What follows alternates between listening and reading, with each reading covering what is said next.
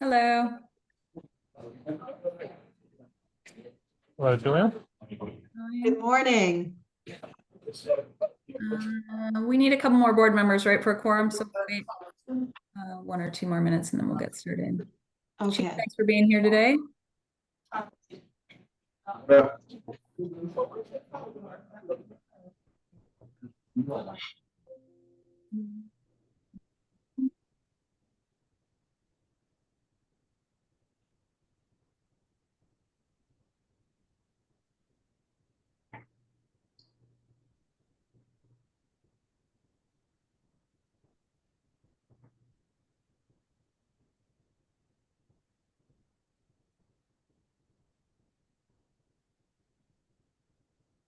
All right, let's get started. We'll just skip the vote for the meeting minutes and move forward. We've got a lot to discuss today. So we'll move on. Daniel, you're already recording. Oh, there's Tamisha. Okay, good. You're already recording the meeting. Okay, and so we're live. Welcome everyone to the August 22nd meeting of the Citizen Oversight Board. We are joined today by Chief Ron Thomas, the Denver Police Department.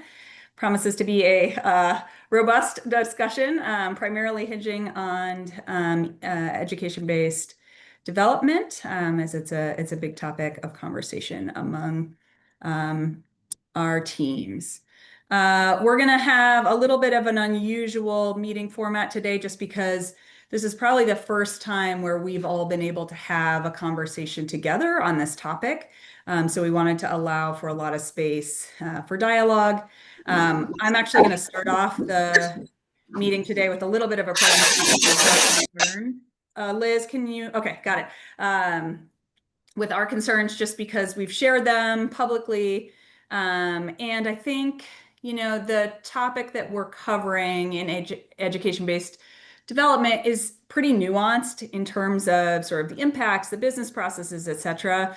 And we thought it would be helpful to just sort of summarize some things because there are many weeds that one could get lost in the discussion here. And we found it perhaps valuable to sort of highlight that. We've got a number of participants who have joined today, so we plan to have a good amount of time for public questions and comments. So thanks all of the community members who are on the call today. We ask as we move into public comment that folks keep their comments and questions succinct so that we may work through questions of many community members who may be here today. I'll start off by just saying thank you, Chief, for showing up to this meeting. I know we have been in significant disagreement about this topic, and I think it is both brave and honorable to show up to a conversation that will be difficult.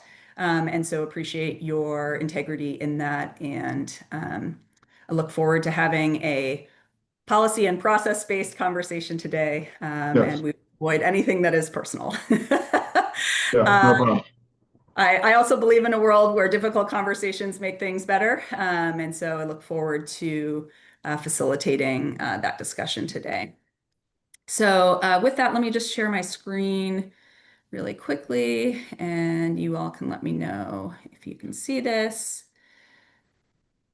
Okay, let's see. Okay, so I just wanted to start off by sort of talking about what the board's general concerns about education-based discipline are.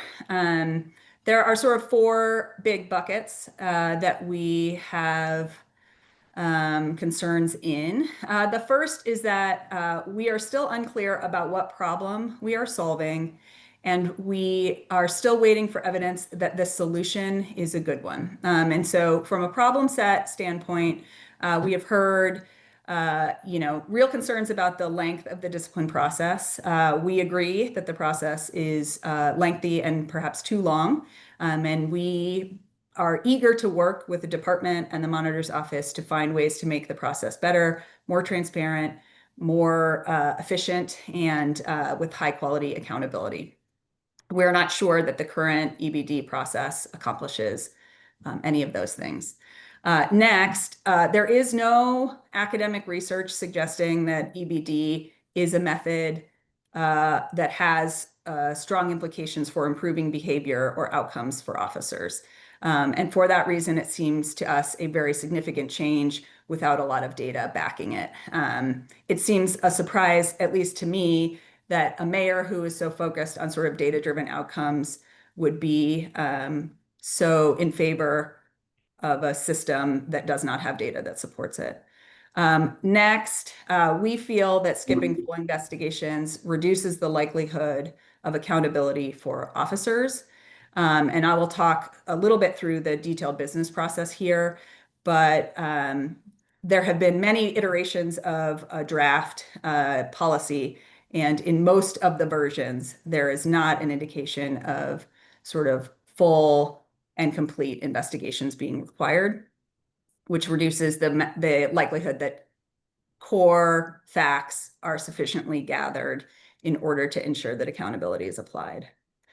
The way that EBD streamlines the current discipline process is it moves the process from a very multi-party stakeholder process, which in some cases I have always felt is a problem, like too many stakeholders, too many off-ramps, too much discretion. But the many different people ensures it is not sort of a popularity-based or relationship-based process. Instead, there are many stakeholders who can say, this smells funny in the way that it's being applied. Now, EBD takes that and says very few stakeholders get to be engaged, and it is much more likely to be sort of personality-driven, who's friends with who in order to get what outcome, which does not create the safeguards we'd like against its misapplication. Lastly, this takes 3 of 7 different conduct levels and applies what is basically light touch training instead of employment consequences. And so it takes something which is already sort of lightly applied and probably not sufficient in the view of the COB and makes it even less consequential to an employee, which feels insufficient compared to the behavior. I'll move into just a couple of things here. So this is the sort of current discipline process. You could see it as 4 buckets, but I'll show you a slide quickly that there's like 12 buckets. So this is a very summary version of the discipline process. But for those who are on the call and are sort of less familiar with this, there is intake and triage. So that's gathering facts and information about what happened, making some determinations about this actually isn't something worth investigating, or this can have an informal approach, or it's something that can be better served by mediation. So there's some work initially. The monitor has a role in that. Then it moves to informal investigation, which is fact gathering, right? The department interviews people, gathers evidence, does lots of sort of fact-finding about the scene or the event. And then the OIM makes a certification on that investigation being thorough and complete. Now, this step really just says we have all the facts that relate to this activity, and that's it. Facts have been gathered. Next, the current process has a conduct review process. And so that says these are the facts, and based on those facts, what level of discipline then applies. And you can see a very summary version of the discipline matrix on the right side of this screen.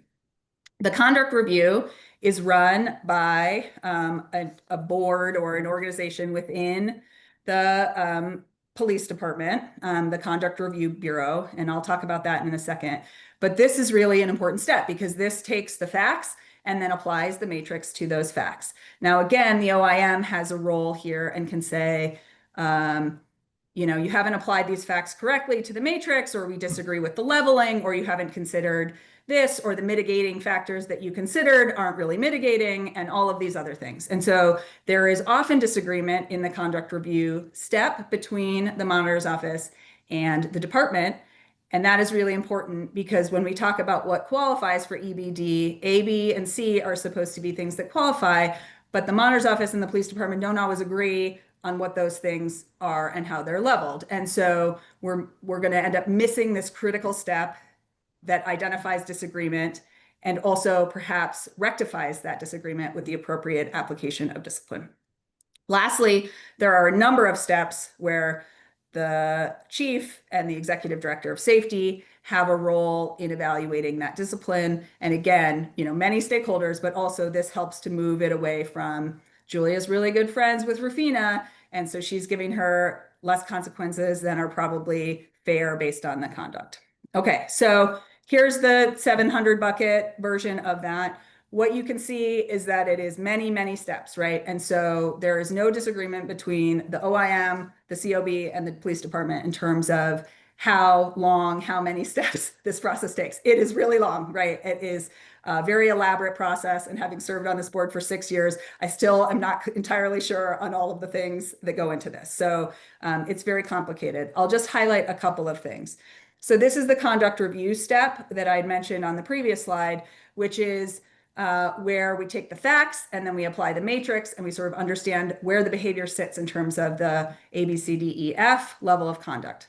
Now, one of the challenges that we see in EBD is that there's been this sort of subtext that the OIM and oversight creates a lot of drain on the process and it makes it very long. What we understand based on the process is that the conduct review process, which is entirely owned by DPD, often takes 6 months. And so in the case of the disciplinary process, it typically takes 6 months for DPD to review the conduct of its own officers.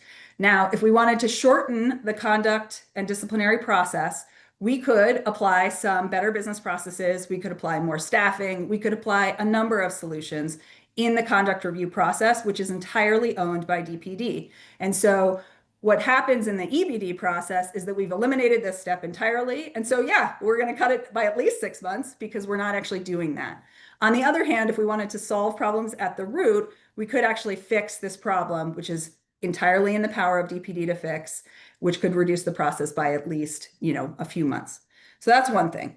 The second thing is you can see here that, and I highlighted it on the previous slide, that the OIM and the conduct review team often disagree on the leveling. And so again, I highlighted that this was an important step because if we're saying level C counts, sometimes the monitor's office says it's not level C, it's level D. And so the fact that we're missing this sort of conduct review step and we're not really having this dialogue with the monitor's office on the leveling means that we're going to miss this critical thing where the correct level of discipline is applied. And frankly, the correct level of discipline is sometimes not applied. And we have often disagreements on that. And so I think it's important for the community to really understand that. Last, I highlighted this in the last slide, but there are a lot of stakeholders who are engaged in this process, right? Lots of different people seeing this, having discussions.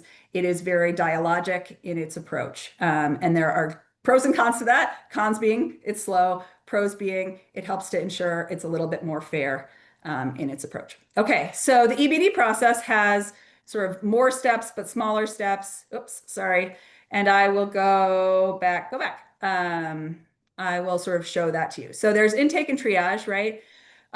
Recent discussion by the chief has indicated that there is a full and complete investigation that will be part, but that is not what the policy document says. And it has been something that we've been in dialogue with the department about for months and has been declined as an option until recently. And so Chief, I believe you when you say that's what you want it to be. The words on the paper are the words that matter, and that is not what it says in the policy. And so there is some level of uncertainty on whether there will be accountability to gather all the facts in the first place.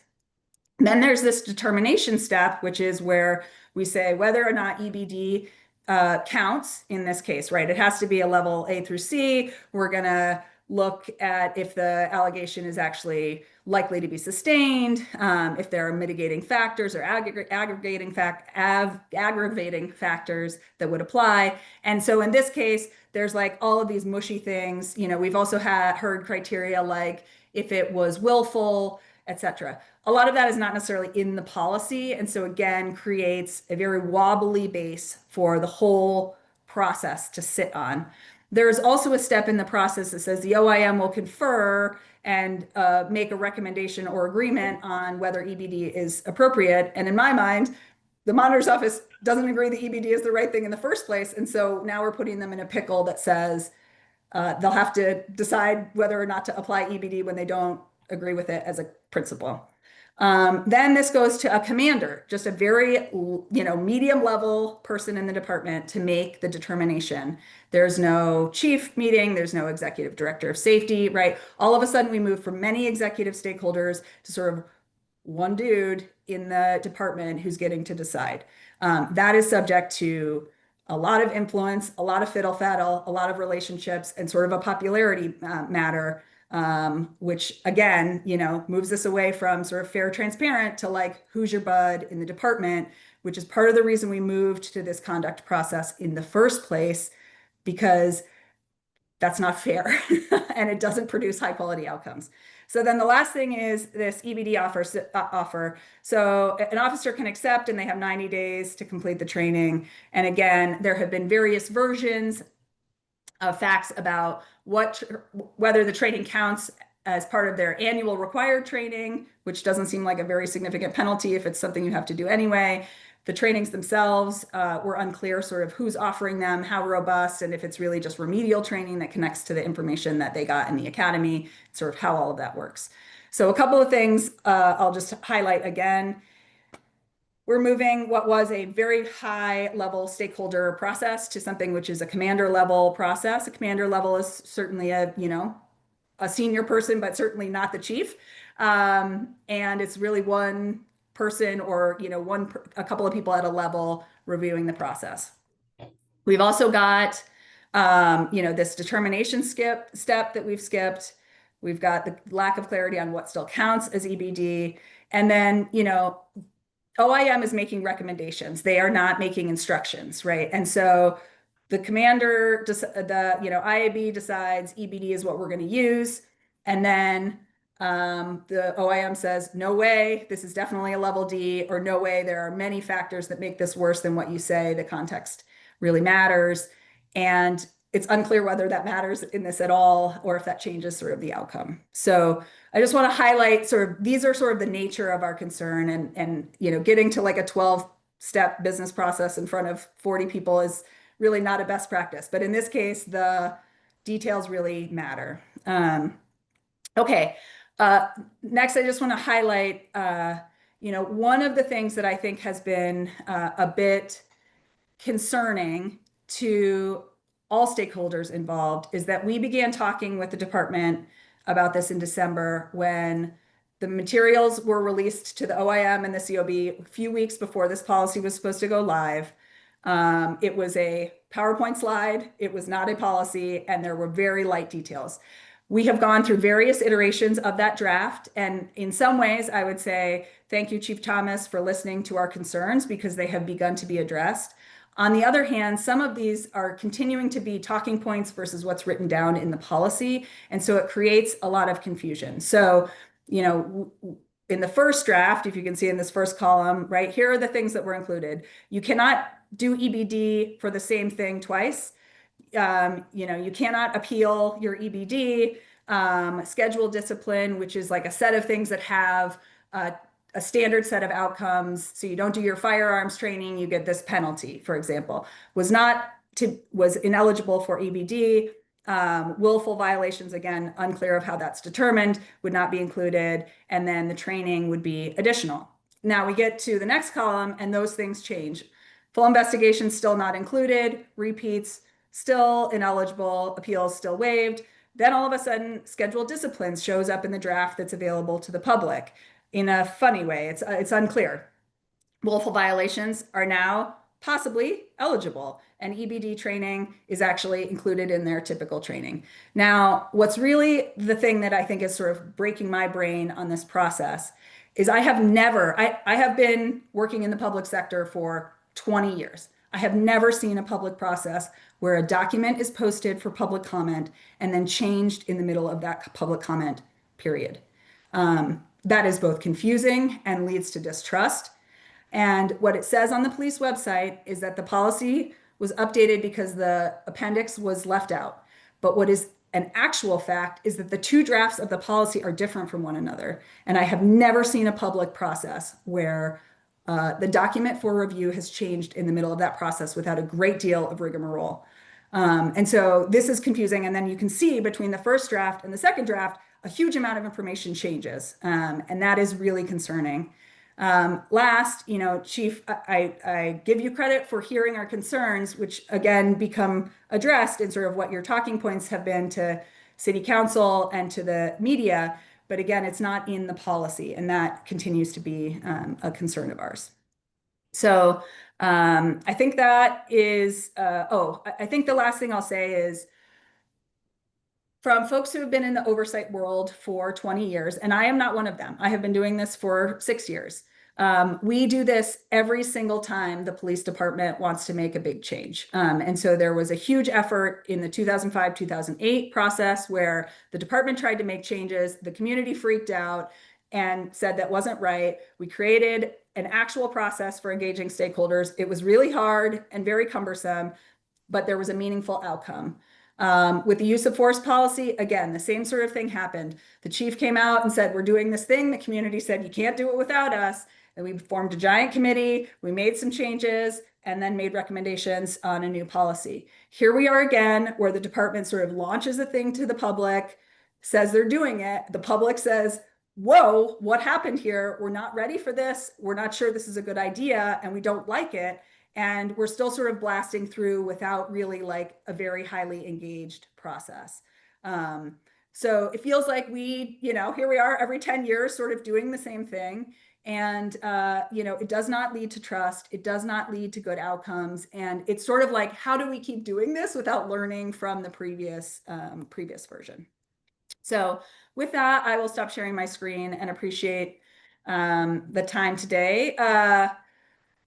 Chief Thomas, are there things that you would like to address in what I presented? I tried very hard to stick with facts, but if you disagree on the facts, that is fair. Well, I mean, is there a way that you can maybe share your screen again, just so that I can kind of go maybe point by point?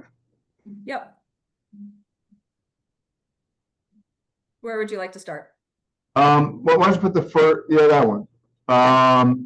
So as far as, no good reasons, no good evidence, I think, we can agree to disagree there. I think we do recognize that there is an issue with the length of the process. I really assess no blame there. I think that there are just several steps, particularly after the investigation has concluded, that take a long period of time, and then they go to the end of a very long line. But I also think that particularly for our low-level cases, taking that long and then having a resolution be an oral or a written reprimand, I don't feel like that's a very solution-based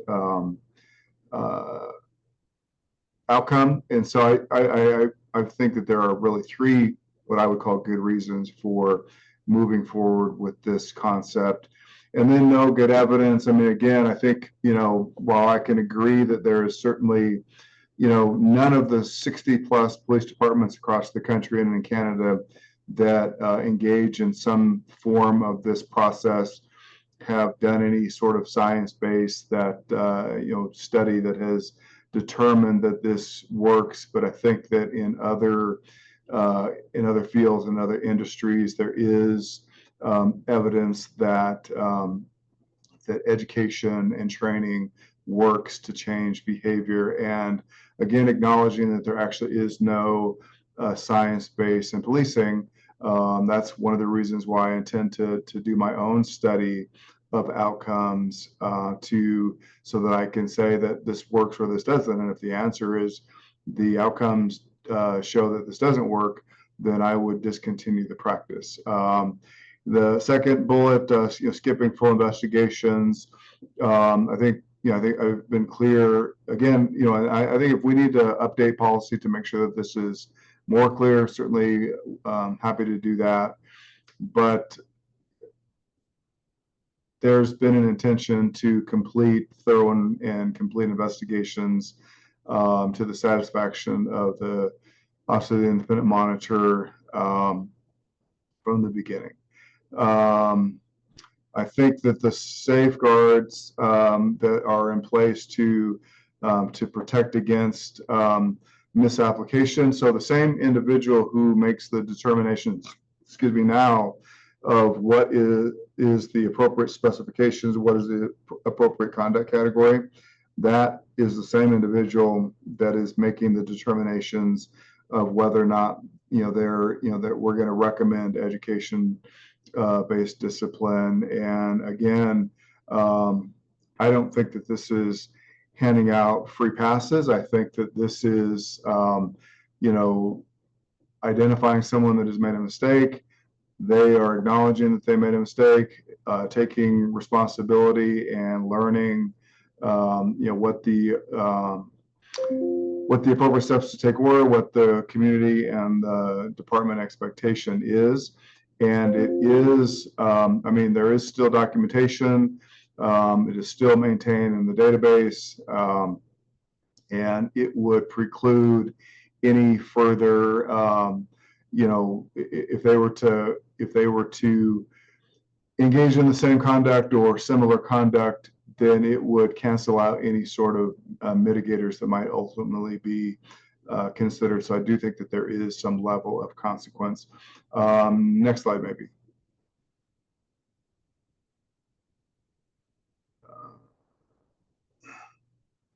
Can you go to the one before it? Yeah. Sorry. This one? Okay. Yes. Thank you. Yeah, so obviously there's still a step number one, where the OIM agrees to mitigate to mediations, agrees to allow cases to be declined, or whether something goes through an informal route. They have the opportunity to make recommendations in all of those outcomes. You are correct that there are sometimes disagreements, and I think that the monitor would agree that often she reaches out to me because she disagrees that we've Internal Affairs has decided to decline a case. She doesn't believe that's the appropriate outcome. She asked that I step in and have a complete and thorough investigation done, which I often do.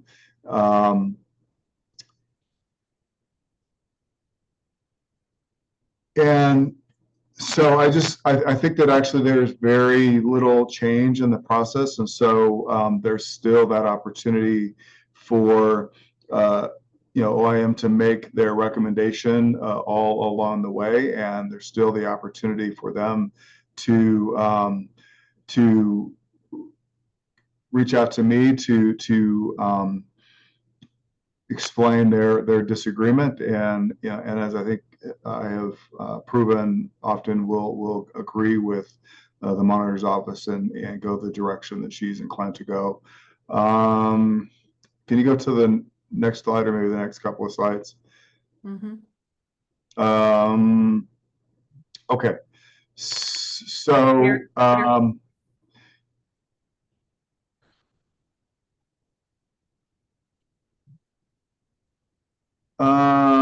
Maybe the slide.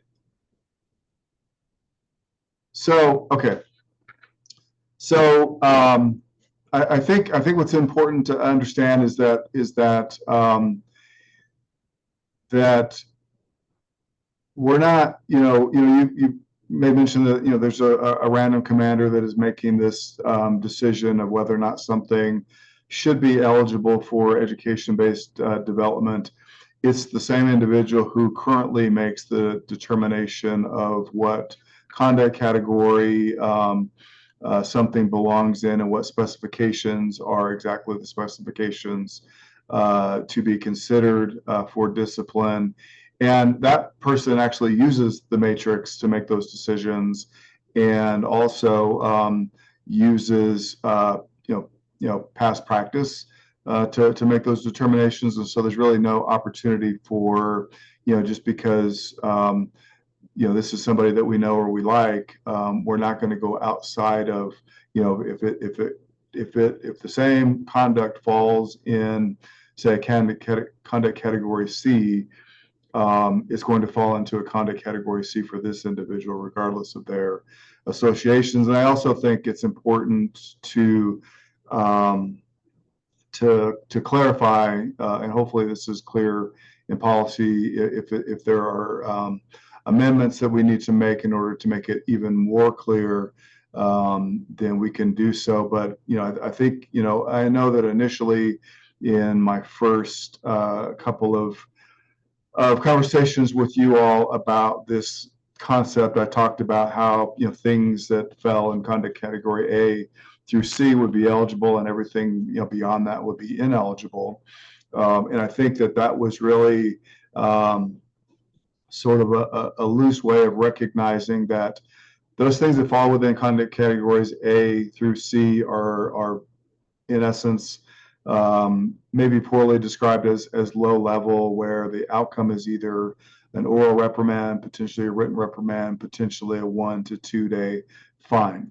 I have since gone through, and I probably should have done this in the very beginning, since gone through all 127 recommendations and identified those even in lower conduct categories that should be ineligible right off the top. I thank Liz for her thoughtful suggestions, specifically that are related to a number of those particular specifications. And so there are some specifications that were recommended by her that I also made ineligible.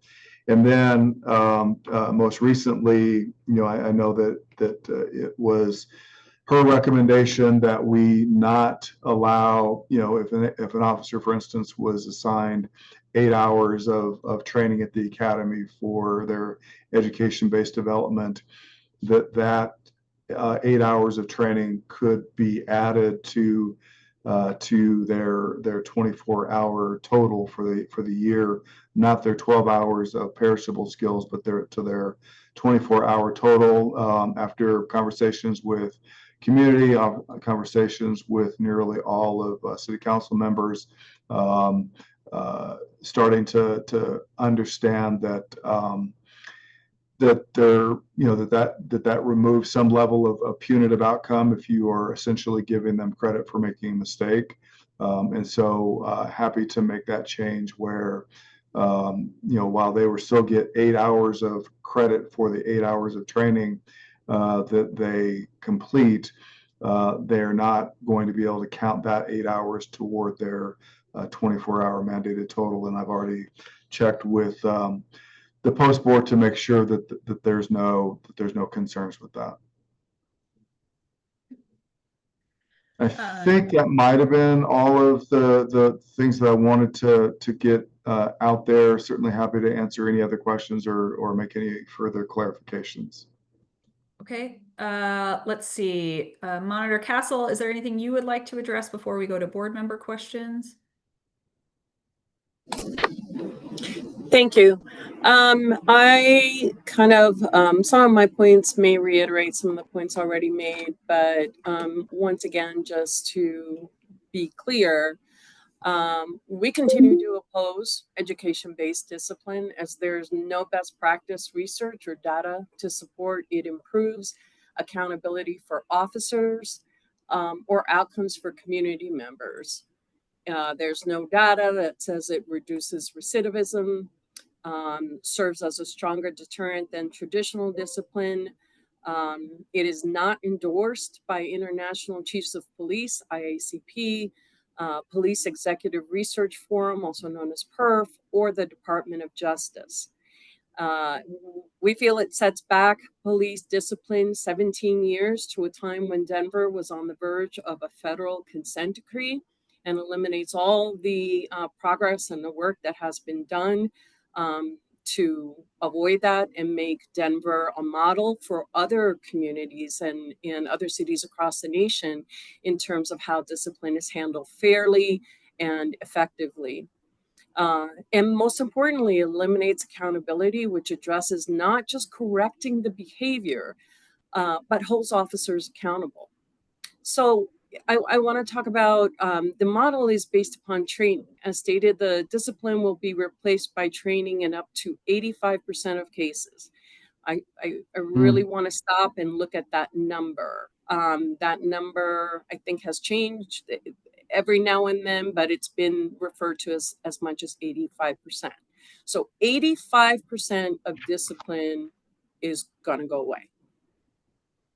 What is the point of the discipline system at that point? I understand the goal is to address more serious violations, but the impact that is going to have in the community is to basically identify that there will be no discipline. So why bother making a complaint to begin with? And then when folks stop complaining, the alternative is to hire a lawyer and file a lawsuit. So the city, I anticipate, will see more litigation. In addition, it's not what the community agreed to. It is disheartening, and there will be less complaints filed. And I fear the department will then use that as an indication that the program is working. There's less complaints, so therefore EBD works, and we need to watch for that. Specifically, the goal of EBD is corrective training for corrective training as opposed to discipline. I want to make clear, corrective training is already a part of our discipline system. It has been for 17 years. It is part of the discipline handbook. It is part of the matrix. My concern is if training is a better form of discipline, why hasn't it previously been used? The discipline handbook says training shall be used to address deficient behavior in addition to discipline. I'd like to read just briefly from the discipline manual, 2022, B 5.0, specific notice regarding practices in support of disciplinary system. Practices such as filtering, mediation, early intervention, remedial training, mentoring, and the like are means to affect the performance and conduct of officers apart from the imposition of disciplinary sanctions and to improve the efficiency and effectiveness of the disciplinary system.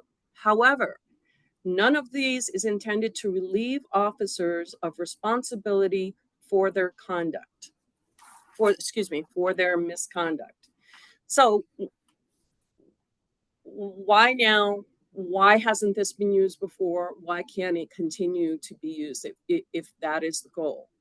What eliminating discipline does, because let's be clear, EBD is not discipline. And I think the chief has and we appreciate, changed the name of it, education-based development, as opposed to discipline. And we can agree to that. It does not address the harm. Training should be implemented, has had the opportunity to be implemented for 17 years, has not been used, or maybe not used to its potential. But at the same time, training does not address the harm that was committed to community. This is not a conversation only about what is best for Denver police officers. This is a conversation also about what is best for the community.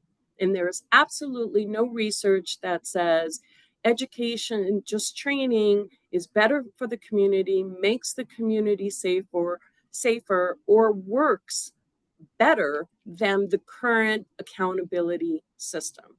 So I think training is something that we need to look at very seriously. Are we going to completely upend the discipline system for them to do something they can already do?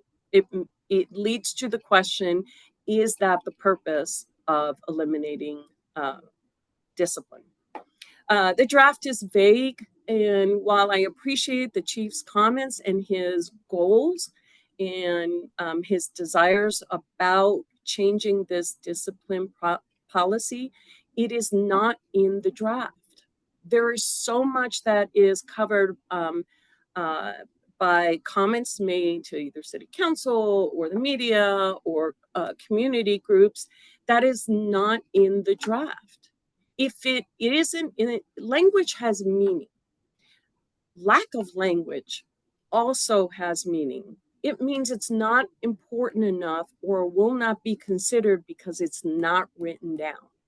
And we have to have that. And I urge the department once again to listen very clearly and correlate your desires, chief, and your goals to make sure that they are written in the process, because unless they're in the process, that allows for confusion in different interpretations of the rule. And also, while that may be your goal at this time, there may come a time, hopefully not, there may come a time where you are no longer the chief. And that policy, unless it is written for the future chiefs to be able to hold people accountable, it is vague and it doesn't exist. Some of the topics that are not included in the draft is that officers won't receive EBD repeatedly for the same offense, or may not receive EBD if they continually commit misconduct, regardless of what specification it is. And while I understand you wish to handle cases which you feel are low level, also the question remains, what is low level? And what is low level to the department is not necessarily what the OIM determines to be low level or the community determines to be low level. And in order for the community to have that level of engagement, they need more information. They need to be able to have that one-on-one conversation with you, not with one small group here and one small group there, or even with an opportunity for community response to DBT in the matter of a forum, but real, true engagement, like we saw in 2008, like we saw in 2017, where there is a task force, a community group. This is too important to be vague and too important to not be clearly defined in cooperation with the community. One of the additional examples that I continue to have concerns about are search and seizure. Search and seizures can get EBD. What is one of the most intrusive encounters that a community member can have is when they are handcuffed, placed on the street for your neighbors, your children, your whole community to see while your car is being searched. And if there is no probable cause, it is, how often does that happen? What communities is that happening in? Is it happening the same in all communities? I would argue it's not. Those kinds of intrusions, an officer may be able to say, I got the law wrong. I didn't understand. But what about the impact to the community member who has been dehumanized in front of his entire community based upon a mistake of the heart? Well, it still has an impact, and it deserves discipline. Julia covered the language of thorough and complete, and I think it's important enough to again reiterate. Thorough and complete investigation by the department is those words are not picked out of the air. Those words have meaning.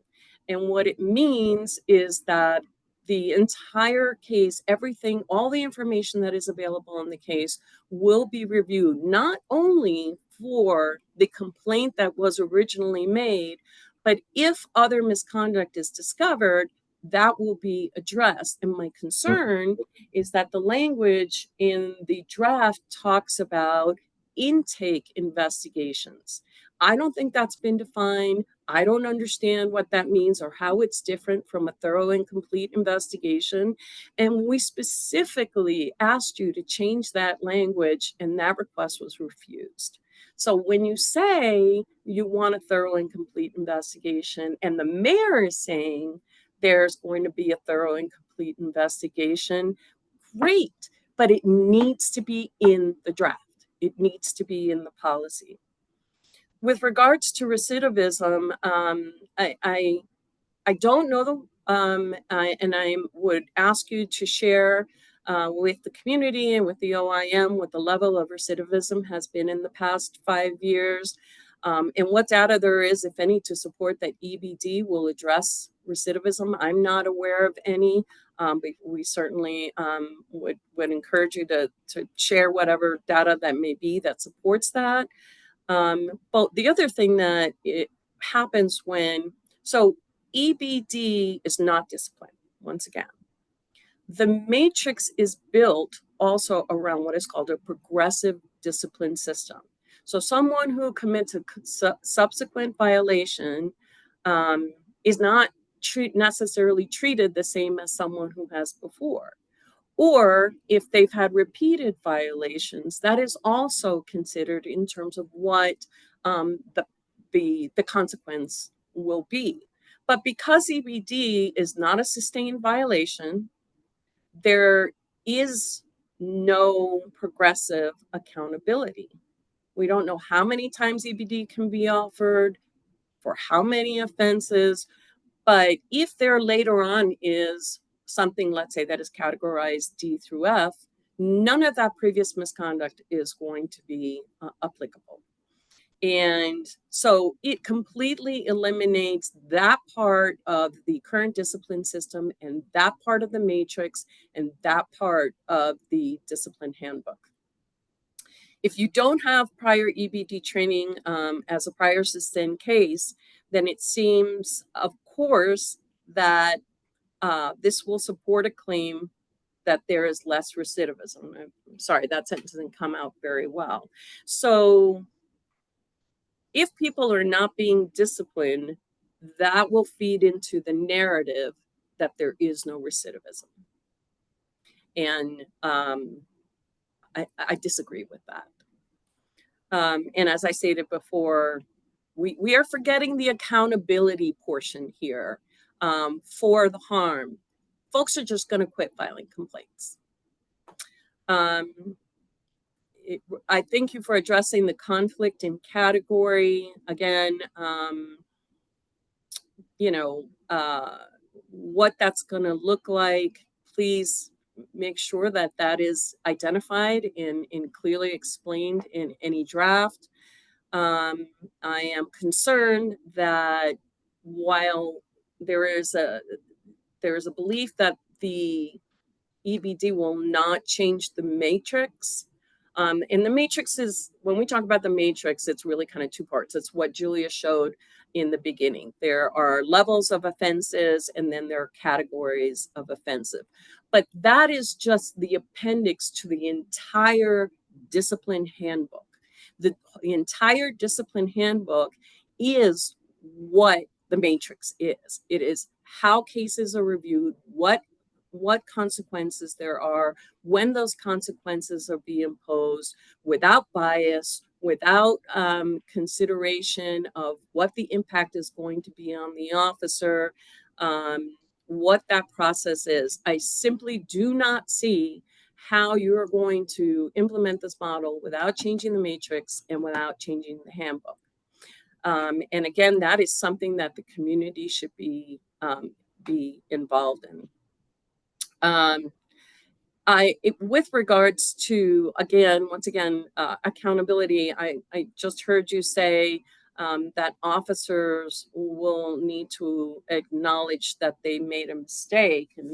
And there was a Denver Post article, and I'm sorry I don't have the date, but in which you specifically indicated that officers don't have to admit that they did anything wrong. They will simply go through the training. And my concern about that is when you don't when you don't acknowledge or accept responsibility for what you did wrong, what is the purpose of training? How good is it to train someone who says they didn't do anything wrong? And I think that that's a component that needs to be considered. And with regards to finally, what kinds of offenses will be considered for EBD? I've repeatedly heard you talk about written reprimands and oral reprimands, and occasionally 1 to 2 fine days. I would note that Category C offenses can be as much as 6 days. And in the draft, it is identified that it is kind of identified in Section 18E how the discipline will be imposed, not discipline, the training will be broken down for up to 5 days. So we're talking 3 to 5 days.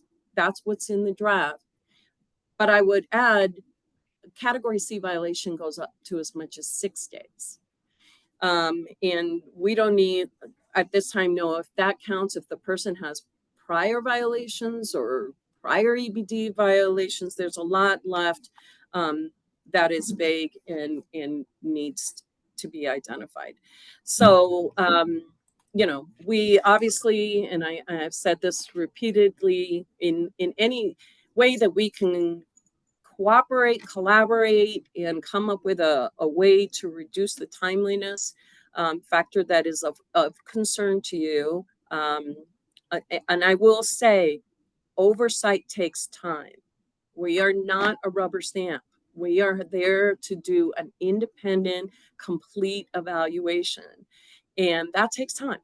And we won't apologize for that. But are there procedural things that we can change? Is there an opportunity for you to shift some staff around? Is there an opportunity for the OAM to get more staff? In any case, we agree to continue to address this issue, but once again, we cannot endorse education-based discipline for all of the reasons I've indicated. Thank you. Thank you, Liz. Julie, can I just respond maybe to some of those comments? Yes, just one question for you, Chief. We're at the top of the hour. We've got a lot of folks who are asking questions in the chat. Obviously, Monitor Castle has some things. The board members have some things. Can you stay a little bit past? Yeah, absolutely. Absolutely. Okay, this is important. ahead. So first of all, yes, I have made mention of 85%, 66, percent. Just to clarify both of those comments. So the reality is that 85% of all disciplinary outcomes are somewhere from an oral reprimand to a 1 to 2 day fine. 65% of those being oral or written reprimand. So that's where those numbers come from. That doesn't necessarily represent the percentage of cases that actually would be or could be considered for education-based development. If we were to look at the specific specifications that would at least initially make something eligible, that would be 66%. But again, every one of those cases, we would have to review that thorough investigation to determine, given all of the facts, is this something that we think is appropriate? We would have to determine, do they have other, is this a second offense? Is this a pattern of conduct? Have they had several violations of varying types where they've received education-based discipline? So that 66% is very likely to be quite a bit lower than that in terms of the number of cases that ultimately would go to education-based development. I think the second thing that I want to hit on, again, as I said in the presentation to City Council, while it is true that that IACP and PERF and those other entities do not endorse education-based development, they actually do support education and training as a better outcome to change behavior. And so And I think that we would all agree that that is a better outcome. I don't believe for a minute that that just because officers are going to be potentially getting, education versus an oral reprimand or a written reprimand, that is going to discourage people from filing complaints. I think actually the danger that we face for people feeling like they're not going to bother filing a complaint is when they wait, a year for a disciplinary outcome, and then that outcome is, a letter in somebody's file. So I actually think that having somebody go through training, and again, you talk about, addressing the harm. The oral reprimand or the written reprimand in someone's personnel file does not address the harm, but I do think that having part of that training component that they go through, help them understand the harm, help them understand the impact on community, help them understand what those community expectations are, as well as the department expectations are. I think that is a far better outcome. It does address the harm, and I think that the community, in fact, the community seems to have indicated that they do think that is a better outcome, a more solution-based outcome than just getting a letter. And again, happy to continue to work on the draft policy. Appreciate the feedback that you've already provided. The feedback that you have agreed to send here very shortly. Because I do want the policy to be very, very clear. I do want the policy to be something that that continues and is understood and interpreted the way that it is meant to, even after I'm gone. And so, happy to do all that is necessary to make sure that that is very, very clear. Thank you for that. I want to recognize we've got lots of community members here, maybe many who would like to ask a question or make a comment. So if we might start to build a queue, Daniel, that would be helpful. And so folks who would like to speak during the comment period, you can raise your hand, or Daniel, if there's some other magic process you want to use, that's great. I ask that folks keep their comments to sort of under 2 minutes so that we can get through as many folks as possible. I'm seeing hands raised. While folks are getting into a queue, are there board member questions that we want to get to? Go ahead, Rufina. Good morning, Chief. How are you? Good morning. Very good. How are you? Thank you for coming. Sure. So I had some questions regarding the training piece, and thanks for clarifying about the fact that this is now going to be in addition to that 24-hour required training. But in terms of the EBD training, I thought I understood it that this would be individualized to the specific issue and to the specific officer. Did I get that understanding?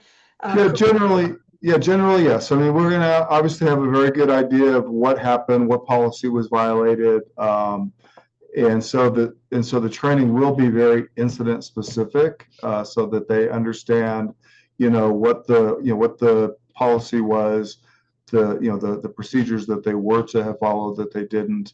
But also, I think that it built into that also, and whether we need to do an emotional intelligence or restorative justice. I mean, there are other components that we are prepared to combine along with the policy education piece, again, to make sure that they walk away with, I think what everybody wants officers to walk away with, not just the understanding of what exactly to do next time, but really understand the impact that they had on that community member, and what the community expectation is going forward.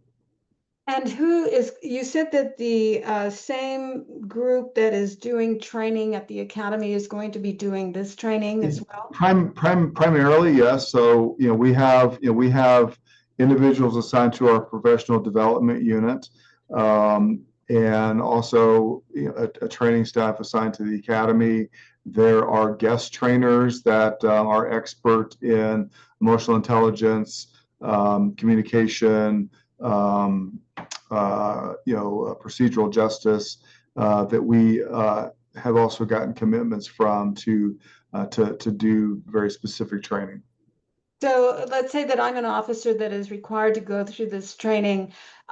This is training that has been verified in terms of that particular Yes. incident. I'm trying to get, I know right now what you provide in the academy is obviously probably accredited, correct? Yes. Because you have to have that kind of Yeah, it is. Yes, it is verified specified. training. But now we're talking about this very specific incident kind of training, and where is the verification about its So, effectiveness? Go yeah, ahead. fair question. So obviously, our academy instructors who are, the ones that are entrusted with with the responsibility of training on our policies and procedures. I mean, they already have that training certification to do that. And then any guest trainer that we would use to train in emotional intelligence or communication or procedural justice would also have that accredited level of expertise, and we can certainly provide that. So there's a follow-up to that. So now I've received that training. How are you going to evaluate whether or not this was effective? This training was effective? Well, you mean, I'm trying to understand your question. So are you asking, are they going to be tested? Or are you asking how are we going to be sure that the training was adequate? Right. So both Yeah. parts, because one of your concerns is the reducing of recidivism. Yes. Yes. And yet, as Julia, I believe, spoke to this earlier, the fact that you won't have a repeat of that same violation is ineligibility for being able to do EBD again. So the question that I have is, when we evaluate the EBD program, what are we evaluating? Are we evaluating the fact that we don't have a repeat of the incident? Is it a repeat of that kind of behavior? How are we evaluating? I think there's a number of, and I'm happy to take suggestions too. I mean, our initial belief in the conversations that we have had with that evaluator are, does this particular officer violate this same infraction again, or a very similar infraction? Like, we talked about, constitutional violations. So, let's say the officer violates, a search and seizure law, and they're trained on that, and then later they violate a First Amendment issue, and so I think that when we want to make sure that people are aware of all of the constitutional protections that individuals have, and so when someone violates a policy that relates to the Fourth Amendment, they're also going to be getting First Amendment training. And so any violations of those constitutional amendments would be evaluated, and then also, do we just see complaints decline? And I think that I can certainly appreciate the concern that this might deter people from filing a complaint, and so that would be we would interpret that as, well, this must be working because fewer people are filing complaints. I'll have to talk to the evaluator to see how do we make that differentiation, because I don't want that. I don't want people to no longer file complaints because they don't believe that anything significant will happen. I want people to not file complaints because officers aren't doing things that are violations of our policies and procedures. And but I also want to be very careful that that we don't continue to discourage people from filing complaints because we give the impression that we really don't care that much because we're taking a long period of time to come up with a very inconsequential resolution. Right. The other last question I have is you give them 90 days to complete the training. Yes. I'm curious about the length of time. Why is it, in my opinion, rather lengthy? Well, so, and we can talk about that. I mean, those were original pieces of framework. So, so 30 days after they sign the agreement to receive the training, 30 days to develop that training and present that training to them, and then 90 days for them to complete that training. And I think that it's very unlikely that we would get close to any of those timelines, but I think we build in those timelines because of vacations, because of other events, like maybe it's during the week of ICP, and so we can't afford to take an officer offline and send him to training because we need that staffing. And so those were just timelines that we built in to give us cushion in order to create a timeline, but not constrict us to the point where we have negative impacts on staffing and don't account for things like personal time off. Certainly happy to talk about reducing those timeframes if that's something that community thinks is overly broad. Well, a signal to the community that this is indeed to correct behavior as quickly as possible. A shortening of that time might be appropriate, just again, to make the signal to the officers and to the community that you are indeed very, it's very critical to correct that behavior as soon as possible. Otherwise, Yes. don't create a backlog in the other side of this by the training accumulating with these numbers of possible violations. I'm not sure that we're, doing any better in terms of the current system versus the other part of it. Okay, that's all that I have. Thank you. I Thank see a you. question in the Q&A from Shara Smith from the Interfaith Faith Alliance. She says, thank you for being here, Chief. You mentioned that EBD would be for low-level offenses only.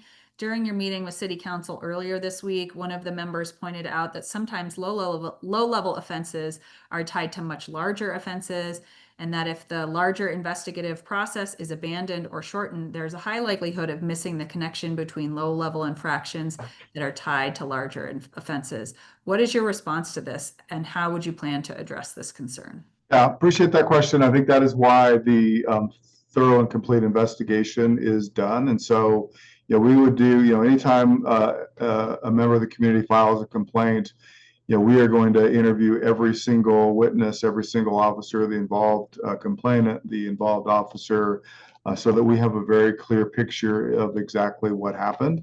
And so, and we are treating that as, as one element. So, so we wouldn't be kind of picking off pieces of that and training and dealing with that with education-based development, and then the more serious pieces with significant discipline. And so, like, let's say, for instance, there's an officer who gets involved in a force complaint, but he also is discourteous to someone and he doesn't complete a report.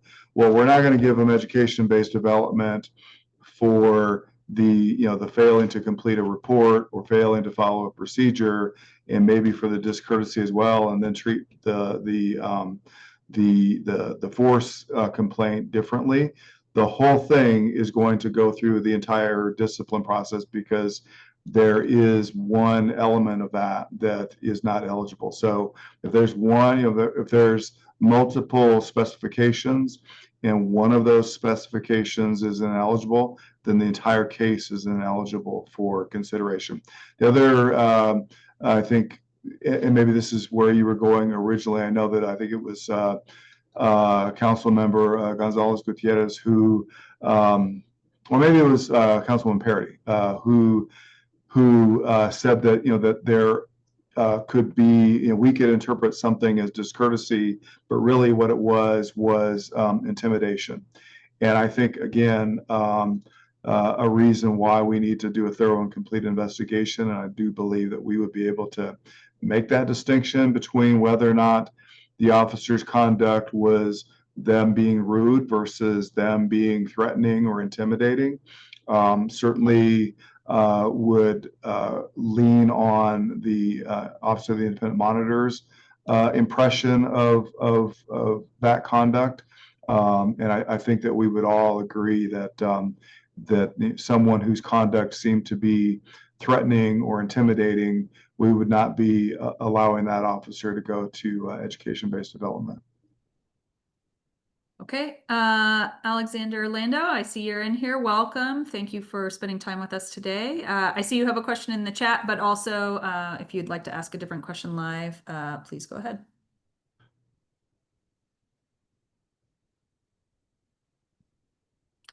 You're muted. Daniel, can you unmute him maybe?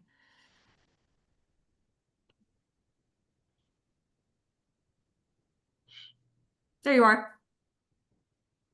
Oh no, we can't hear you.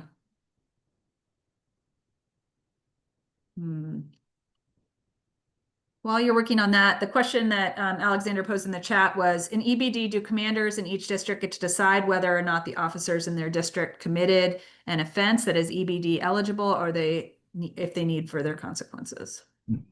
Appreciate that question, and hello, Alice. Haven't seen you in a while. Looking forward to seeing you again soon. But so yeah, I think a lot of us probably realize that one of the reasons why the matrix and the handbook was created was because of the disparate outcomes that we had when we had 6 or more different individuals treating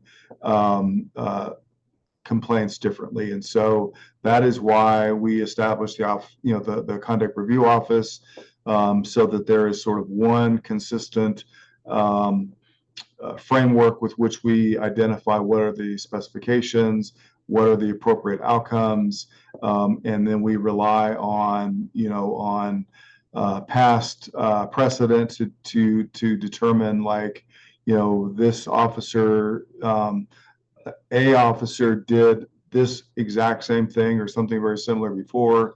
They received a conduct category D 10-day suspension, and so that that helps us determine that this is the appropriate outcome for this particular situation. And so no, we're not going to have officers potentially getting different outcomes depending on their assignment or depending on their popularity within the department. Okay. Alex, you on? Can we hear you? Okay, maybe just type your question. We'll ask it that way. Another question from Robert Davis in the chat. Chief Thomas, why was the University of Nevada, Las Vegas chosen to conduct the ongoing analysis instead of a local university like CU Boulder, etc.? A good question. So we have engaged with the University of Nevada, Las Vegas before, and I think in fairness, I'm not necessarily married to that particular university partner. If there is some discomfort with that university partner because of our previous relationship, happy to identify another university partner. At the end of the day, we just want an evaluation done. We want the outcomes to be measured to determine is this having the outcome that we anticipate. I tend to, not an academic myself, but knowing a lot of them, I think that they are very. I think that the integrity of the process and the integrity of a true scientific study, I think means a lot to them. And so I don't know that it matters the relationship that may previously exist. I think that they are determined to identify a true scientific outcome. But again, if there is discomfort with the university partner that we've selected, happy to identify someone else. Perhaps worth mentioning that the person selected is not an expert in EBD, but in policing more broadly. And so, you know, Yeah. Gosh. Well, I mean, as you all well know, there is no expert in EBD, and so. Right. But I mean, I think they just need to be expert in how to create scientific studies. So. Well, I Right. do think having a more neutral evaluator, that is someone who has not had a previous relationship that is going to be perceived more neutrally, is worth considering, Chief Thomas. Yeah, appreciate that. Let's see. I see another hand, Dr. Calderon. Maybe Daniel, go ahead and bring Dr. Calderon in. I think there's something else to mention here, which is a nuance that, again, looking at our 12 square business process, there are some details here that really matter. There has been a change recently in how the department has sort of captured and categorized the use of force. It used to be sort of typically under level D, and recently, and categorized as use of force. Recently, it's moved into this sort of different category, which is 1021, and I forget what the heading is, if anybody remembers what that is, but it's sort of like a more vague term that we're categorizing use of force in. And there's like some changes in the use of force approach that I think when EBD gets interacting with that sort of makes me concerned. And Monitor Castle or other board members who can say better words about this, maybe there's something to be said differently about that. So Go ahead, Monitor. This has been a change that has, I think we saw began in 2023. We've reported on it. It is in our annual report. And there are specific rules and regulations, RRs, and the RR for use of force offenses is 306. The department has now moved the category of use of force to 102.1, which is kind of a catch-all. It's basically violation of mayoral directives and policies, and the impact of that is that particular offense is A through F. So normally use of force is a category D, which begins at 10 days. And what it does is it puts it in A through F. Now, in all fairness, I'm not aware of a case that I have seen where they've changed the category and an actual use of force was treated differently than a category D, but it does, once again, in the future, allow for that possibility because it's there and because it doesn't exclude it specifically. And so use of force has multiple parts to it. Some is what we traditionally think of as, excessive force. There are other parts of it, failing to write a report, failing to notify your supervisor. There are several different aspects to it. So that change was done without our consent. In fact, we continue to object to it.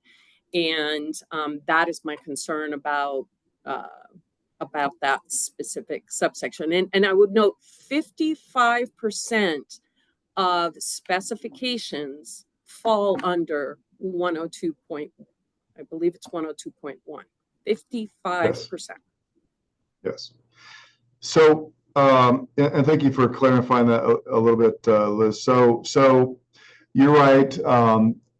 Inappropriate force there used to be well, there still is a rule and regulation 306 on the books that is specifically titled inappropriate force.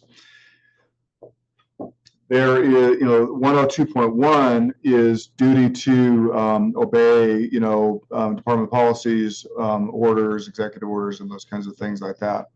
And so this is actually post use of force policy. So there is a use of force policy. So when somebody is charged with violating section section 102.1 as it relates to some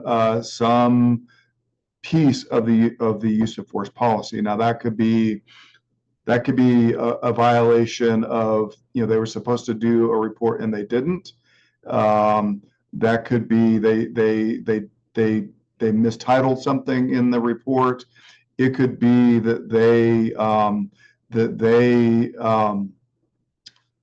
responded to a level of aggression less than what is necessary to, say, deploy your taser. Or it could be actually a true inappropriate force complaint. And so you're right that there have been no instances in which someone has actually used force on someone inappropriately and received less than what the presumptive penalty is, regardless of whether it's in 306 or 102.1. And the reason why the shift was made to 102.1 is just to I think to better quantify what specific violations there are as it relates to the use of force policy. And so I think it just allows us to provide more detail as it relates to violations of our use of force policy. But I think you can part out from that those that are specifically applications of force. But at the end of the day, anything that relates to a use of force incident is not going to be eligible for education-based development. Thank you, Chief. I appreciate the clarification. Thank you. Dr. Calderon, you are in the room. If you've got a question, go ahead and ask it. Yeah, thank you for giving me the time here. As someone who's worked on these discipline issues with DPD for at least 20 years consistently, I am furious. I am furious that we are back here to this place talking about whether communities should be involved fundamentally with this policy and getting instead the runaround for what community means. I go back to what Monitor Castle said, words matter. Words matter. And when you take a policy that has been rebranded from education-based discipline to education-based policing or education-based development, you're acting as if we don't know what you're doing. I don't want to be hoodwinked anymore. There are things that I would much rather do on a Friday than continue to hold DPD accountable. Research matters. Chief, I am glad that you have acknowledged that you will look for another academic partner, because I think that going and handpicking an academic partner that you've worked with before is not independent. In fact, there should be an RFP that goes out. And as an academic myself, there's a way you set up a research study so you're not setting it up to get the result that you want. And everything that I'm hearing is that, and not just in this meeting, but when in the mayor council meeting, etc., you say you want to create your own research. Great, but that needs to be done with an independent researcher so that it is not academically dishonest. because that's what I hear. I want you to understand what I hear as an academic. It's academic dishonesty to say, yes, I acknowledge that there is no EBD for policing, but it works in other fields. You're mixing apples and oranges, which messes up the research study. I'm also an evidence-based practitioner. And the difference between using education, behavioral education, etc., with people who don't have the authority to kill you is a very different academic design. So let's stop mixing that, oh, you know, it's been proven that you know, education works. I understand that. I support that. It does not work when the people are police officers have special privileges to take away our constitutional rights and to kill us, and are very rarely held accountable for that. Community matters. How you use us. Do not pit us against each other. Just because you handpicked groups or a survey to get the result that you wanted, to say that they're okay with what you're doing, doesn't negate my voice. We have been a family impacted by the abuses by Denver police. You do not get my sign off. How you represent or misrepresent the monitor's words matters. She can speak for herself. Consultation with you is not consent. We know that. There are people like Greg, the former monitor, Nick, who's on here, other people. We sat down with you years ago on another discipline policy. It didn't mean we agreed with everything you did. So I object, as one of the people who fought for the monitor's office, I object to how you are representing her positions. And then finally, I do appreciate in the mayor council meeting, when Mayor Johnston said, and I'm paraphrasing, but he basically said, the chief can do what he wants. It's within his purview to do what he wants. And then you said, I would rather talk with community.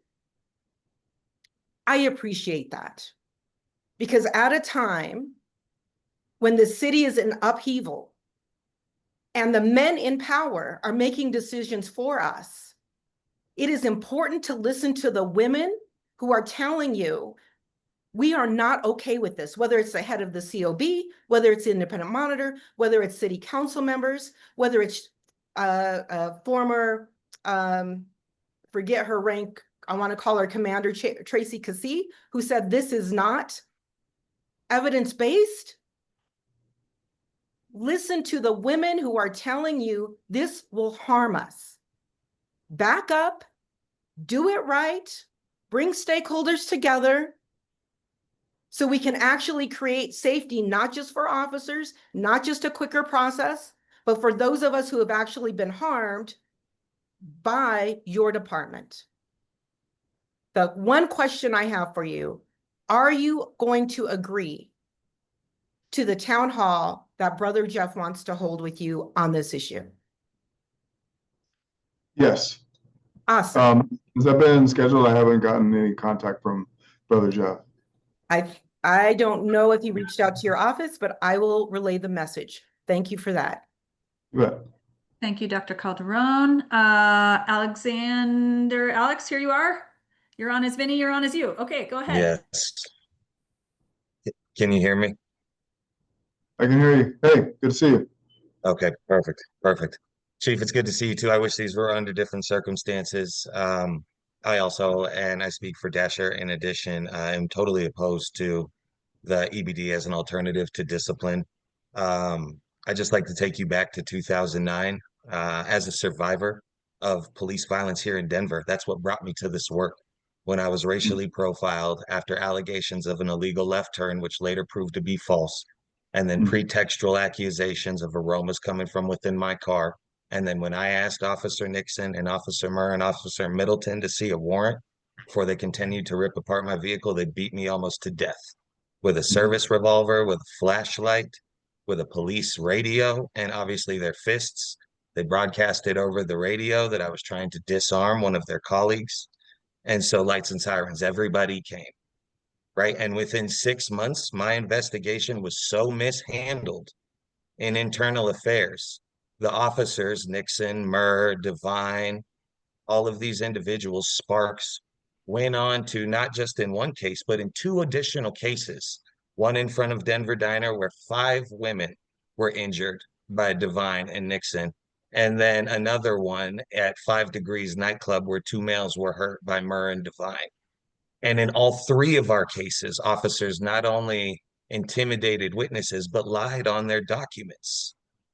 And internal affairs later in 2000, I believe this was 2012, in light of the Denver Diner case, was found to have been staffed by officers who were already under investigation for misconduct. And I'd like to take us all the way back to when the discipline matrix was founded, when James Turney killed Paul Childs, a disabled Black boy, in 2003. That was the incident that transpired that led to the creation of the matrix, that led to the implementation of OIM and COB. And one thing that hasn't been discussed in this entire process is the unethical amount of appeals after an element of discipline is already ordered by a superior, such as yourself or a commander in a district. Automatically, and oftentimes this goes all the way from termination on down to lower level forms of punishment or discipline, it gets appealed.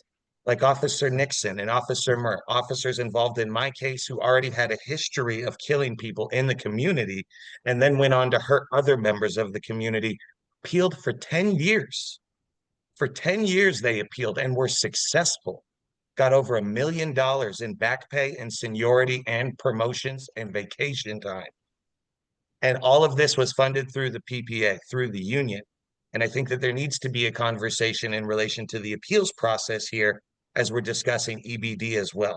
And in 2016, all the way to 2021, as already highlighted, there was significant amounts of community input in the entire rewriting of the use of force policy, and over 100, what started as 21 recommendations that came out as ways that police could interact with community better.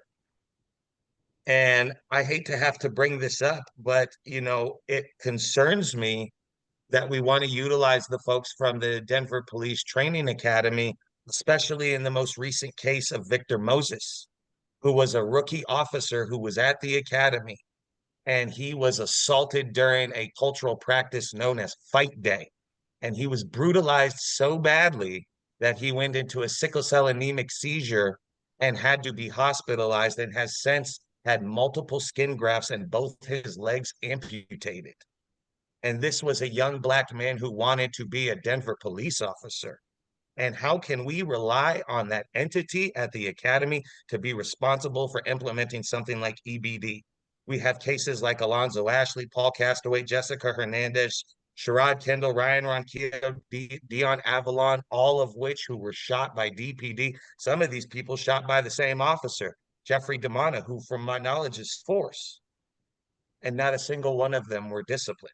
And so it worries me that offering more impunity to a system that already is geared to favor law enforcement seems like the department is trying to take advantage of a pro-police culture, a climate that is being amplified around the country. And in my opinion, we should be focused more on improving our current discipline matrix by eliminating unnecessary levels of appeals in the appeals process and allowing community to take part in the internal affairs investigation, or having a more robust OIM and COB to be involved in the process. Because a big part of this lengthy investigation is the fact that oftentimes OIM has to come back to your department for additional information. And I think a lot of these can be rooted in community-based alternatives that in some cases already exist. And I don't think that EBD is a step in the right direction.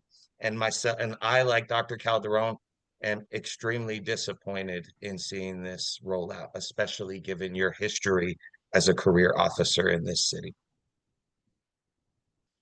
I appreciate all of that, Alex, and I just want to say, that I am all about accountability. I mean, I think that in my tenure as chief of police, I think that that there's been over 20 officers that have been separated because of their conduct. Some of them even before the investigations were completed. And so that was me acting outside of the matrix, actually, where I decided that their conduct was so egregious that I took advantage of the fact that they didn't have the protection of being off probation to separate from them. And so no problem holding people accountable. We'll continue to hold people accountable and understand your desire to have folks held accountable, and happy to work with civil service to do something about the endless appeal process when we have made the correct decision to separate from someone, and they get the opportunity to continue to fight for their job. Thankful that at this moment I haven't had anybody that I've walked outside the door have the opportunity to come back, but I understand that it's a hurtful process for community for them to at least have that opportunity to try to get their jobs back. Happy to talk about how to limit that. Thank you. Thanks, Alex. I think, first of all, sorry about, the life-altering involvement that you experienced with the police department. What I heard Alex say was the system already is light on accountability, and we're adding things that create additional opportunities for people to escape accountability through EBD. Okay, let's see. If board members have questions, feel free to raise your hand. I'm also seeing some questions in the chat. Why are discipline and training mutually, this is from Casey Childers, why are discipline and training mutually exclusive? If we want to address the harm caused to community and a written or verbal write-up doesn't do that, why not implement training in addition to adhering to the current disciplinary matrix? I know that is a question I myself have asked. Why don't we follow our process and apply discipline at the end to ensure accountability throughout? Well, again, I think that we're really trying to solve for two issues, well, multiple issues, but two in particular being the length of time and also just the insufficient outcome. And so I think that the training versus the letter provides that appropriate outcome. And then I think if we can eliminate that back end of the process, and I don't think that eliminates anyone's responsibility. I think that the monitor still maintains their opportunity to provide a recommendation that, again, quite often I agree with her recommendation. And so, but I think that if we can eliminate the backlog and address that that back end of the process, not only will we have better outcomes, but I think we will come to those resolutions much more quickly, which again I think relates to a loss in public trust, because it would seem to the outsider that we take our time coming to these conclusions, which is why it takes sometimes over a year. Tamisha, did you raise your hand or want to chime in with a question? All right. So thanks for attending, Chief Thomas. You just touched on the trust being eroded, and I think the way that this has gone about is already eroding trust. So what do you propose to kind of rebuild the trust that's been lost, and the confidence that we're already struggling to get back into the police department and now is being eroded? Yeah, well, I mean, I think continued engagement, continuing to show that we want to improve officers' behavior, reduce the number of times that our officers are impacting community members. So I think that those are all ways to continue to restore trust. And so how much weight will what you've just recently heard, the sentiments from the two presenters, Dr. Caldwell and Well, I mean, certainly impactful what I have heard, but I think it's fair to share that I've heard overwhelming support on the other end. So and that doesn't I certainly am not dismissive of the opposition and your voice and the voices of that I've heard today, and certainly it has given me opportunities to consider additional changes to the policy before it's ultimately rolled out. Again, recognizing that there were some things based upon input that I received that they felt like needed to be done differently or better, and so continue to have my ears open for that. Go ahead, Don. Yeah, thank you again for being here, Chief. I wanted Yes. to ask you about more of the policy inconsistencies. In June, I believe you told us under no uncertain terms that scheduled discipline would not be eligible for EBD.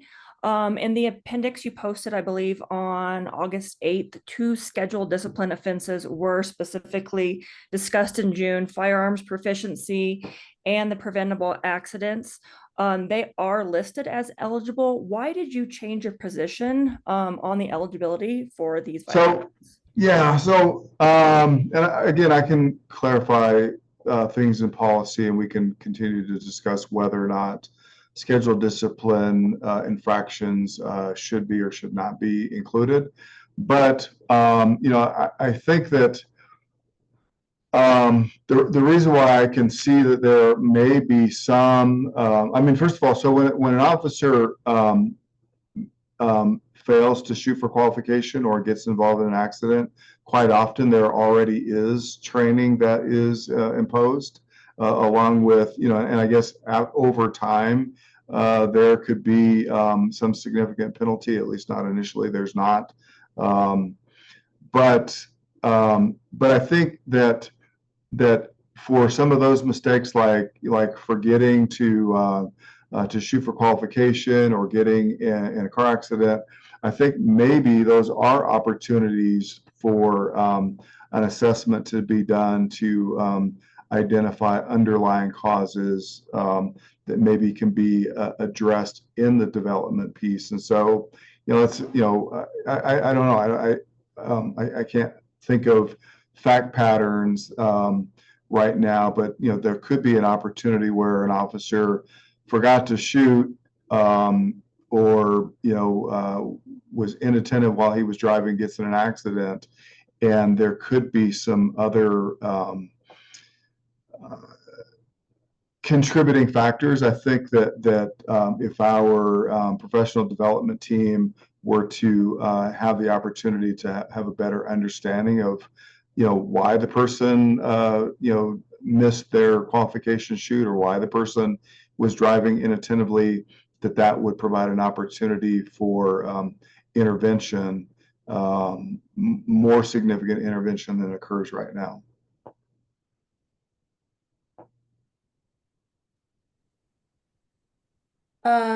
I wanted to address something that you mentioned on the overwhelming support. I know, at least in my district where this was presented, having talked with my neighbor about the presentation, the information presented to the community was basically, should we train officers more?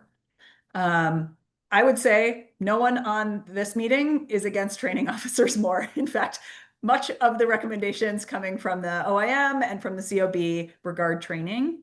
And so the information that is presented to a community who is not well-versed in the discipline process is misleading. And then a survey has been deployed that says, do you agree with more training?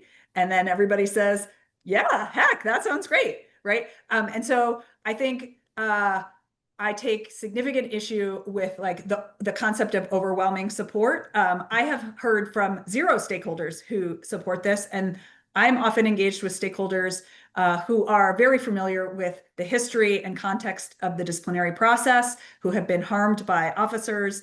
And so, the community advisory meetings or CAB meetings that are happening in districts and in neighborhoods are often a very pro-police, concerned constituency, and are often not necessarily folks who are those who are often harmed by the police. And so I just want to sort of like restate facts in terms of the overwhelming support, because if you only ask people who are on your side if they like your idea, and you only provide a tidbit of information, which no one on earth is against more training, I want to sort of like contextualize that is not either rigorous in its scientific fact finding, and it is also biased in its question and biased in the survey population. And so if we want to get into like academic rigor, I would like a little bit more rigor to sort of frame out the opposition versus pros in this. So I'm happy to hear your response to that, but I have a significant issue with it. Well, thank you. I mean, I appreciate your position there. I would say that that in a number of meetings and a number of opportunities, people were provided with specific details of the concept, understanding that we are dealing with a certain set of low-level offenses, and that these are I think more solution-oriented outcomes versus the low-level outcome that they otherwise would have received. And so while you might make the argument that certainly people that come to you for information or for updates are sort of in your corner and likely to agree with you, that might be true to a large extent, but I think that we do have people that are very critical, that are either members of various community advisory boards or show up at our community meetings. But as you well know, I spend quite a bit of time in community. In fact, this past Saturday, I think I attended 8 individual events, and so I get a lot of community feedback myself, just being out in community, after hearing various reports or reading various stories. And so that's where I get that sense from. And then if I just take advantage of the responses that are being submitted relative to the policy that has been posted right now, and again, we'll have to repost given the consideration of some policy changes that we have agreed to. But again, while I certainly respect and I'm listening to what I'm hearing here in terms of opposition, I also want people to understand that I hear a lot of support and believe that ultimately this is a good way to get to those positive results that we all want.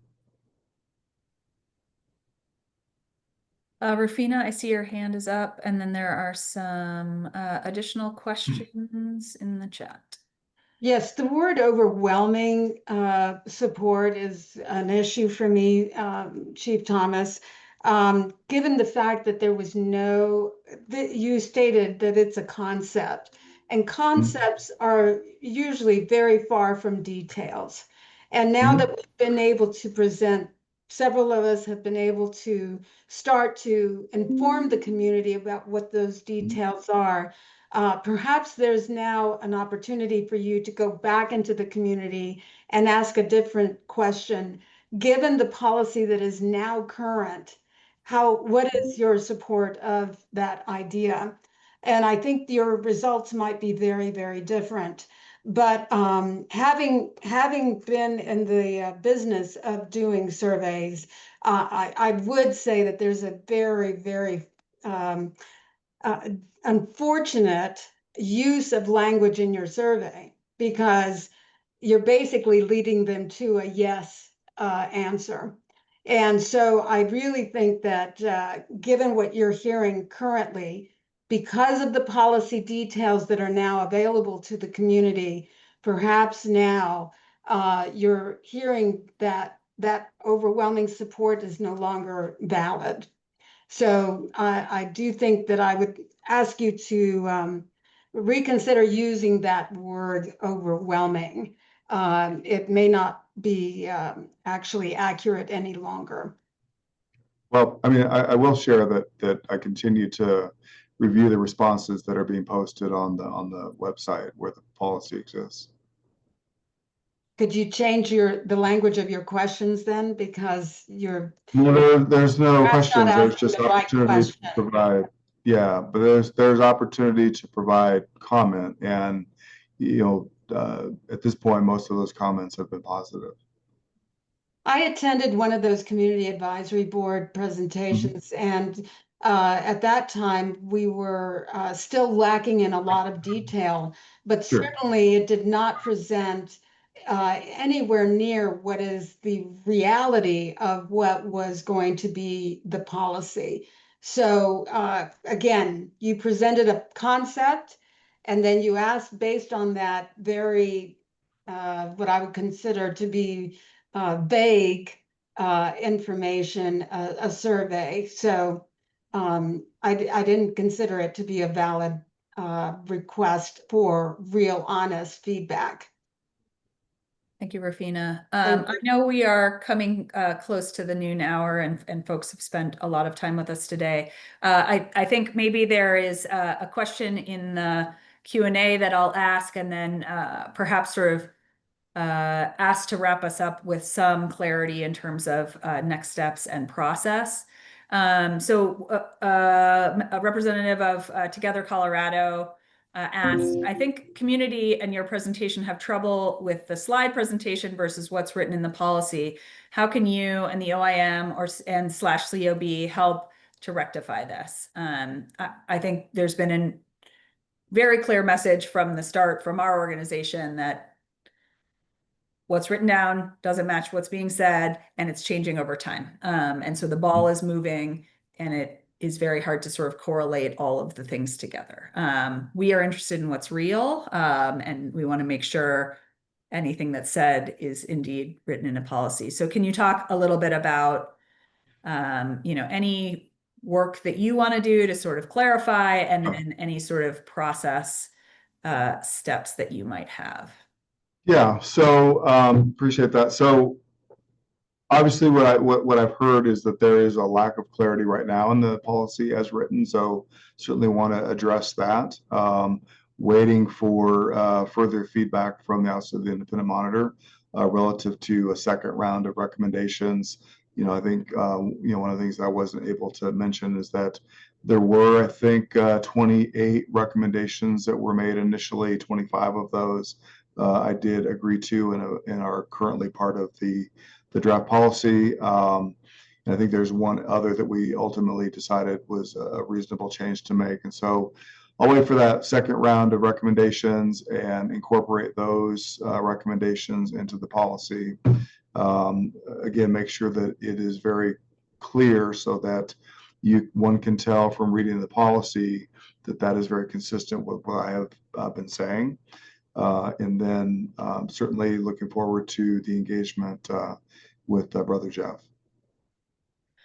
Okay, I think there are some outstanding questions, at least that the COB has, in terms of your authority to make this change in light of the impacts it has on the disciplinary handbook and implications for the matrix.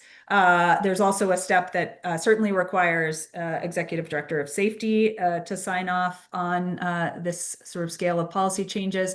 So I think that that's important to sort of mention to the community. I guess maybe I'll just wrap us up by sort of saying, I led municipal innovation in a different city for a number of years. And there are many things that are really hard about government, but change is one of them. And so I think I'm sort of latching on to this idea that recently you've said, if this thing doesn't work, we'll stop doing it. And, I think we all have some questions about like, how do we know whether it's working or not? We don't really have an objective evaluation, and there haven't been other studies that we could compare to. But what I can also say is that typically in any environment, when you're trying something new, you would sort of like pilot it or start small and then scale. And so and you certainly wouldn't roll out a program to many thousands of employees that you shortly thereafter like roll back, right? Because boy, is that confusing. And we already get comments from folks who are in the discipline process that it doesn't sort of work and is quite confusing. And so I guess I'm sort of mystified by how we would get to a place where we are rolling out an enormous change to the majority of the disciplinary process. We're going to evaluate it after the fact to see if it works. And then if it doesn't work, we'll roll it back. That to me seems like an enormous amount of change management, a lot of dysfunction, and also sort of like a scale that doesn't fit the nimbleness you seem to indicate with your desire sort of be data driven. So I guess I'm sort of interested in this idea of like, could we pilot something? Could we do an actual, A/B test, which is a scientifically rigorous approach to say, here's one way of discipline, here's another way of discipline. We try it out for a bit of time to see if it works without sort of like changing the system. We could build trust in the approach. We could demonstrate that accountability is actually applied. We could see if things actually happen more quickly, right? Like there are lots of ways to do tests to see if things work. But one of those ways is not to roll out a whole program and then roll it back later. And so I guess I'm just sort of interested in like, if you are amenable to saying, in the end, it doesn't work, which I think is a brave thing to say. And I think takes a lot of like, muster on your part. But like the amount of organizational churn that would be involved in saying like, just kidding, I sort of can't get my mind around having run really big organizations myself. And so like, is there another way that we could sort of explore this that's not just, sort of this big dump of policy? Yeah. I mean, I'll think about that certainly. I guess my initial response is that a couple of things. One, in essence, it is a pilot because we are going to determine whether or not it works based upon the outcomes. And so, if it doesn't work during that period of time that we institute this, if it doesn't work, then that's when we stop. And so, in essence, it is a pilot to verify whether or not it works. Again, not an academic, and so not exactly sure how to do, like a random control sample. But I would be reluctant to make decisions on who or what this would apply to versus who or what it would not, in order to create that random sampling. But the other is that while yes, you never want to ramp something up only to turn around and ramp it back down. But I mean, confident in my officers to be able to do that. I mean, I think we do that already because of legislative changes that are made and changes that have been made even recently to body-worn camera and other things. And so I do think that while certainly it would not be optimal to start something and then decide that it doesn't work and then undo it. I do think that is something that we could manage. But again, happy to think about how to mitigate that potential impact on starting something and stopping something. That's great. And happy to collaborate with you on sort of how you might scope that. An idea could be using only category A offenses for a period of time, or, there are lots of ways to test something out without breaking everything else in the meantime. And, your thoughtfulness on that, I think, would be greatly appreciated. Okay, well, we've had a good amount of discussion on EBD today. I don't think this is the end. And so, look forward to continuing to engage with you on that. And community members who have attended today, we appreciate you joining. Of course, our meetings are always available to the public, and we meet with the chief at least quarterly. There may be another opportunity in the coming months that is made more quickly. And so, we'll figure that out, perhaps a town hall as well. But Chief, again, thank you for showing up today to have a difficult conversation. And yeah, the board appreciates your time. You bet. Thank you all. Take care.